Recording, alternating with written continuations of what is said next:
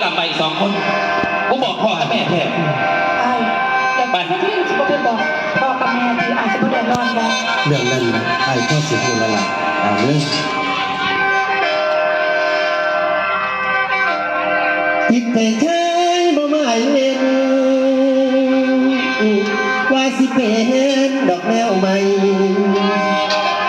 ความสนุกสุขใจ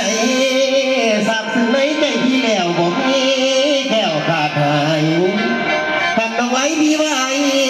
ไปนี่ไม่เลยเสียขาดจะเป็นผัวเมีย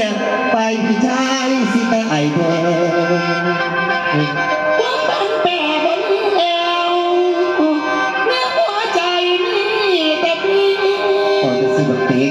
แม่น้องตายเป็นผีแต่ยัง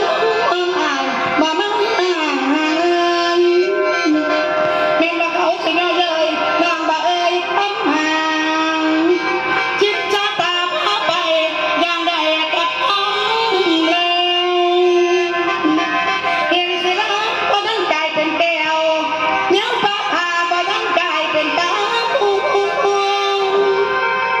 แต่ใจน้องบ่เอ่ยรู้ยังคิดทั้งเด็กที่อายบ่ไม่อ้างแม่นอ้างสองนี่น้องไอ้แต่ฮักกระดาษเรื่องไอ้ขอดต้องไปยืดใส่มา